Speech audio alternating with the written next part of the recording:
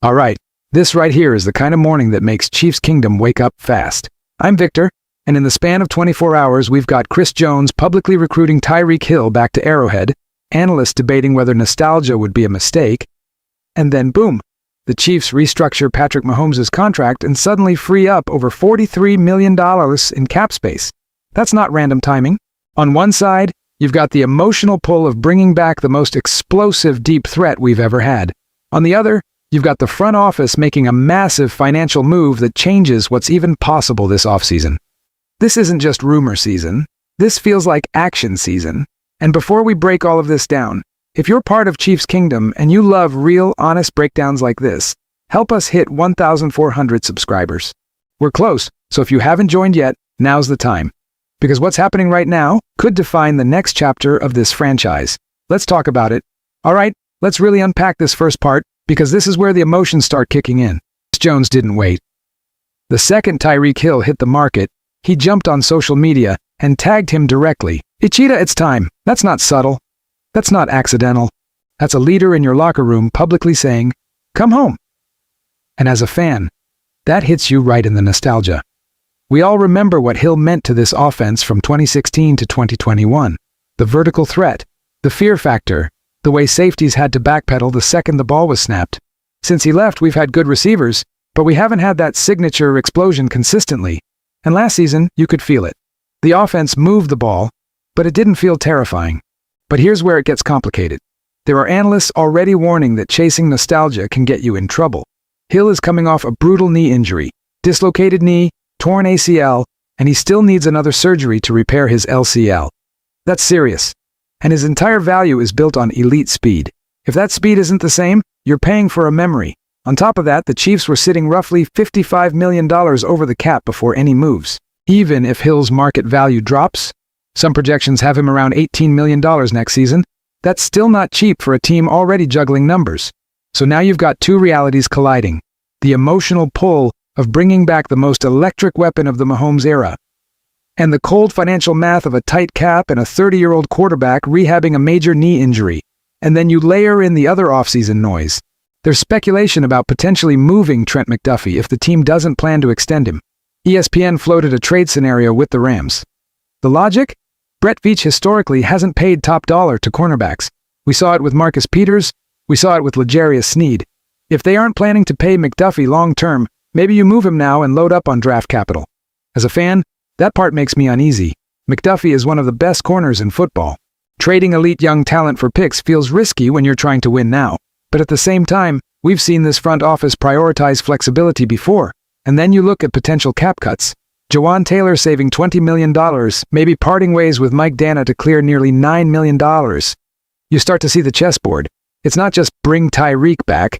It's, what are you willing to move to make that happen? That's what makes this so fascinating. Because on one side, you have players in the locker room openly recruiting him.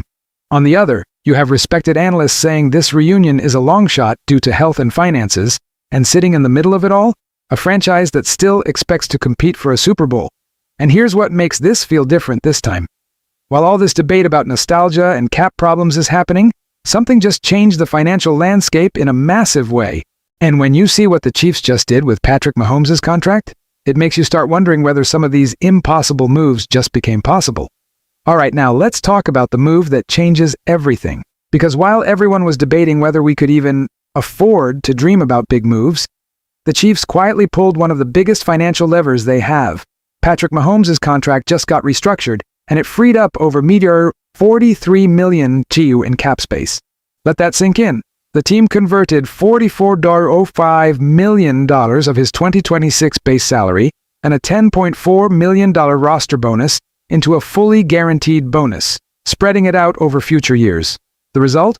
His 2026 cap hit drops from a massive $78.2 million down to about $34.6 million. That's not a small tweak. That's a front office statement. Now, before we all start spending that money in our heads, let's be clear about what this actually means. A restructure doesn't make money disappear. It pushes it forward. It spreads the hit into later seasons. Mahomes' 2027 cap number jumps to over $85 million. So this is a calculated risk. But here's what I love about it as a fan. It shows urgency. This isn't a team sitting back saying, let's reset. This is a team saying, we're still in this window, we're still competing. And think about the timing. We just talked about how tight the cap was. We talked about how bringing in a high-profile player felt almost impossible. We talked about analysts warning that the team couldn't realistically make a splash. Then boom, $43 million in space opens up. You don't do that if you're planning to sit on your hands. You do that because you're preparing for flexibility. You're preparing for options. Whether that's signing a free agent, extending someone internally, absorbing a bigger contract, or making a trade, this gives Brett Veach room to breathe. And I'll say this as a Chiefs fan, Mahomes restructuring again tells you something about him too. He signed that 10-year, $450 million deal back in 2020 with flexibility built in. This was always part of the plan, but every time he agrees to move money around, it's another reminder that he's committed to keeping this roster competitive. He's rehabbing a serious knee injury. He could easily just focus on recovery. Instead, his contract is being adjusted in a way that helps the team build around him. That matters in a locker room. That matters to fans. Now the flip side, we're inching closer to a major contract redo in the future. These cap hits are ballooning. At some point, the bill comes due, but that's a tomorrow problem. Right now, the Chiefs just created room to operate, and when you connect this with everything from part one, you start seeing the bigger picture. You've got veterans recruiting former stars. You've got rumors about bold roster decisions. You've got cap cuts being evaluated. And now you've got real financial flexibility to actually make something happen. This doesn't guarantee a reunion, it doesn't guarantee a splash signing, but it changes the conversation from "we can't" to "now we could." And that tells me something important about where this franchise is mentally. They're not retreating, they're adjusting, they're maneuvering. They're staying aggressive.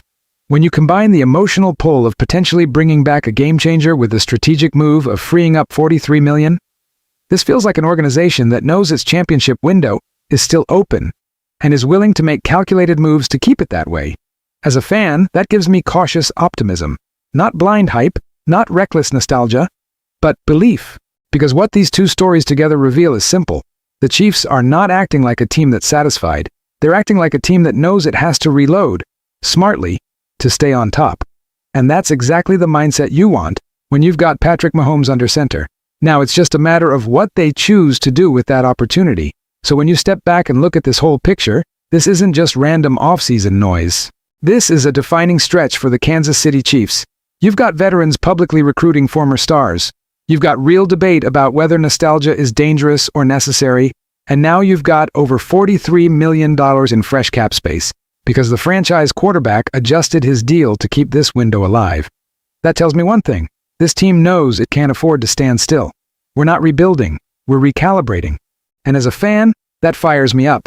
But it also puts pressure on the front office, because now the excuses are thinner, the flexibility is there, the opportunity is there, the urgency is clear.